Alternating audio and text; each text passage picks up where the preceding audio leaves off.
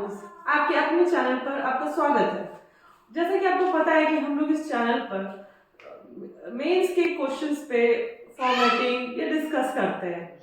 तो आज हमारा जो टॉपिक है, आज जो हम लोग जिस पे डिस्कस करने वाले हैं वो है बीपीएससी मेंस के क्वेश्चन, जो कि 4 जनवरी को कंडक्ट किया गया था। उसमें से एक क्वेश्चन है, जो क्वेश्चन आपके सामने दिख रहा है, ये है explain the concern of the supreme court of India on combating gender stereotypes. लैंगिक रूढ़िबद्ध धारणाओं से मुकाबला करने के लिए भारतीय सर्वोच्च न्यायालय की चिंता का उल्लेख कीजिए। इसमें हमारा सबसे ज्यादा कंसर्न, जो सबसे पहला कंसर्न है, कॉम्बैटिंग जेंडर स्टीरियोटाइप, जो कि सुप्रीम कोर्ट ऑफ इंडिया ने कंसर्न जताया है। इस पे हम लोग को डिस्कस करना है और ये जो है 8 मार्क्स का क्वेश्चन है। अब ऑन 8 मार्क्स के क्वेश्चन के बेसिस पे हम लोग को इसमें 5 मिनट्स टाइम देना चाहिए और 190 to 100 वर्ड्स होना चाहिए, जो कि तकरीबन 1 पेज में आ जाना चाहिए। ये हमारा आंसर इसमें होना चाहिए। इसमें स्टीरियोटाइप होता क्या है? स्टीरियोटाइप कुछ नहीं, ये एक assumption है, our assumption or beliefs that individuals belonging to specific social groups have certain characteristics or traits which can be correct as well as wrong। अभी हम लोग इसको समझते हैं, जैसे कि स्टीरियोटाइप क्या है? एक सोच है, किसी के बारे में पहले ही से कोई सोचते हैं, कोई बिलीफ है कुछ कि मे बी वो ऐसा होगा, वो वैसा होगा, ये पहले से आदमी कुछ सोचता है, जो कि सही भी हो सकता है, गलत भी हो सकता है, जो कि काफी न्यूज़पेपर्स में रहा है। क्योंकि एक handbook supreme court of India ने जारी किया था, जिसमें एक ग्लॉसरी टाइप का डाला हुआ है, उसमें बहुत सारी चीजें डाली है जेंडर स्टीरियोटाइप को कॉम्बैट करने के लिए। तो हम लोग डिस्कस करेंगे और उसमें जो भी मैं बताऊंगी सारा उसी के बेसिस पे रहेगा। तो सबसे पहले हम लोग क्या से इम्पैक्ट्स हैं।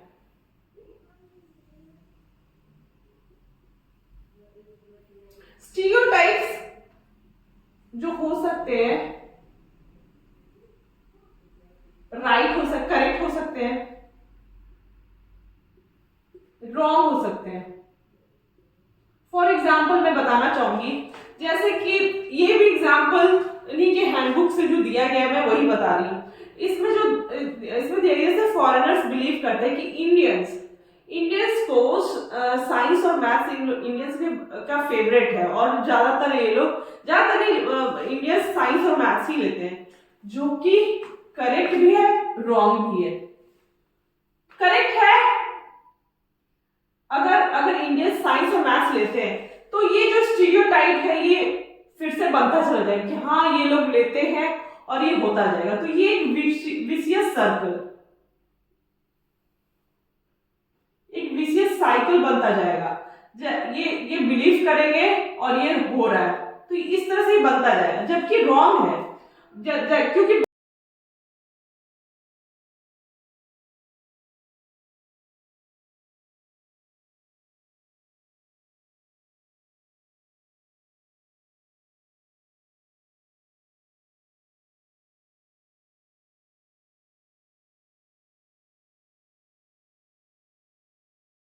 और ये तो इन जनरल स्टीरियोटाइप हुआ। अब हम लोग ये देखेंगे impact of stereotypes on judicial decision making. Use करते हैं तो कहीं ना कहीं ये जो है हमारे जो कॉन्स्टिट्यूशन में जो दिया गया है इक्वल प्रोटेक्शन ऑफ लॉज, ये इसके अगेंस्ट चला जाता है। क्योंकि अगर उसे वो जो हमारे जो न्याय मिलने के बावजूद न्याय नहीं मिल पाता है, क्योंकि अगर न्यायपालिका ही यूज करती है वैसे वर्ड्स जो कि नहीं होना चाहिए, जो कि स्टीरियोटाइप्स हैं, जो कि वो पर्सन या इंडिविजुअल या कम्युनिटी को डिफाइन नहीं करती है, तो वैसे केस में उस पर्सन, इंडिविजुअल या कम्युनिटी या जो भी है इस स्टीरियोटाइप थिंकिंग के चलते उन्हें न्याय मिलकर भी नहीं मिल पाता है।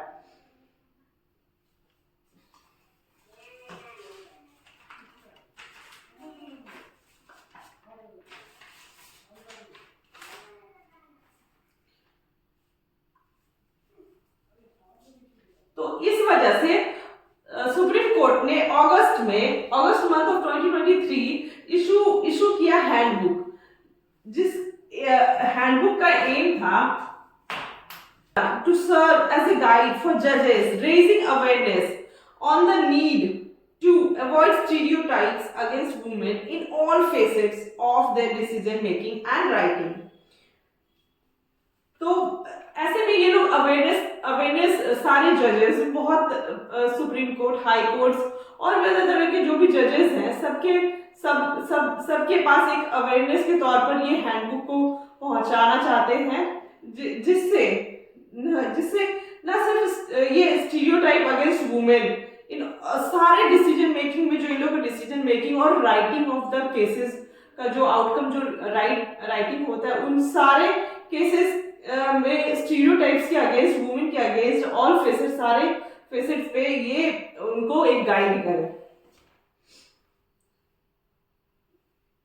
और ये जो था, तो हम लोग इसको ऐसे लिख सकते हैं, ये जो कंसर्न है सुप्रीम कोर्ट का, ये स्टार्टेड इन अगस्त। इस फ्लोचार्ट से समझ सकते हैं जो सुप्रीम कोर्ट ऑफ इंडिया के द्वारा जो हैंडबुक जो लॉन्च किया गया था, वो एक गाइड फॉर जजेस था और रेजिंग अवेयरनेस। ये दो पर्पस से इसको सर्व करता है, to avoid gender stereotypes against women in all phases of decision making and writing.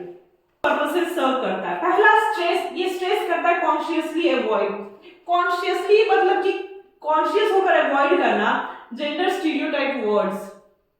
जैसे कि इसमें एग्जांपल दिया गया है, वाइफ मतलब वाइफ को वाइफ ही लिखना चाहिए, जबकि लिखा जाता है good wife, faithful wife etcetera, जिसे सिर्फ वाइफ करके नोट करना चाहिए। ऐसे ही बहुत सारे वर्ड्स के इसमें एग्जांपल दिया गया है कि ऐसे वर्ड्स को यूज करके एक स्टीरियोटाइप बन जाता है, जो कि नहीं वैसे वर्ड को कॉन्शियसली अवॉइड करना चाहिए यूज करने के लिए। और दूसरा कहते हैं प्रमोट करना चाहिए जुडिशियल रीजनिंग। कौन से बेसिस पे जुडिशियल रीजनिंग होना चाहिए? हर एक केस में हर एक इंडिविजुअल होता है, इंडिविजुअल के मेरिट पे केस का डिसीजन होना चाहिए, जुडिशियल डिसीजन होना चाहिए। कोई भी पहले से कोई नोशंस या कोई भी पहले से आप कोई सोच लेकर कोई केस में आगे ना बढ़े। जैसे इसमें एक और भी एग्जांपल दिया गया है कि जैसे कि गरीब कहीं पे भी कोई भी केस में ऐसा ना हो कि गरीब सोच कहीं कि ये क्राइम करने के लिए ज्यादा लिएबल है या ज्यादा चांसेस है कि गरीब है, तो इसलिए ये ज्यादा क्राइम करने के चांसेस होंगे अमीर के तुलना में। तो ऐसे नोशंस या ऐसे स्टीरियोटाइप्स पहले से लेके कोई भी केस में ना ले और कॉन्शियसली इस चीज को अवॉइड करे। और दूसरा कि अपने जुडिशियल रीजनिंग को यूज करे on the individual merits of every case.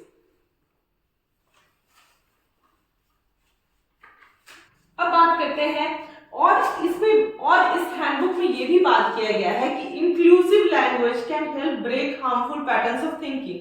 Inclusive language को प्रमोट करना चाहिए। इट ऑल्सो स्ट्रेसेस ऑन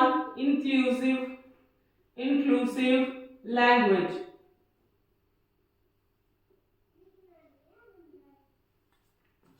जो कि एक हार्मफुल पैटर्न ऑफ थिंकिंग को ब्रेक करता है। और इसमें यह भी कहा जाता है कि इससे ना सिर्फ every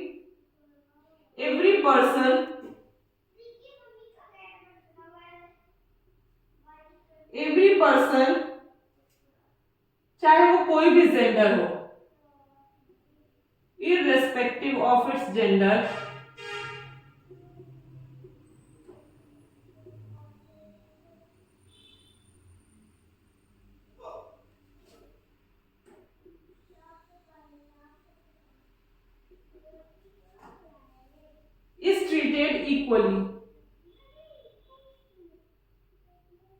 is treated equally and with dignity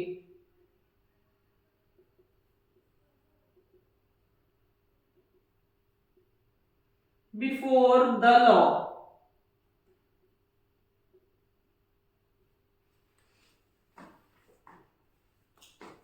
और इसमें यह भी कहा गया है कि भावरी देवी केस और विशाखा गाइडलाइंस का इस कदम में एक बहुत बड़ा एक योगदान है। तो पढ़ाकूज, मुझे उम्मीद है कि ये सारे पॉइंट्स को यूज करके आप एक बहुत ही अच्छा आंसर फॉर्मेट कर सकते हैं।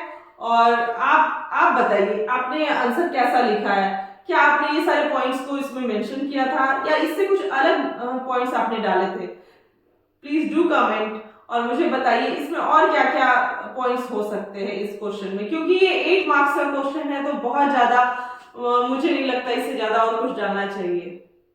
So guys thank you. अगर आप चाहते हैं कि मैं और भी वीडियोस मेंस के आंसर पे लाऊं, मेंस जो अभी बीपीएससी के मेंस कंडक्ट हुआ है उस पे और भी सारे क्वेश्चंस पे हम लोग ऐसे ही डिस्कस करें, तो आप प्लीज मुझे कमेंट करें। और आप और भी मुझसे क्या क्या वीडियोस में आंसर चाहते हैं तो मुझे जरूर कमेंट करें। और पढ़ते रहिए और खूब खूब खूब लिखते रहिए। Okay, till then bye bye.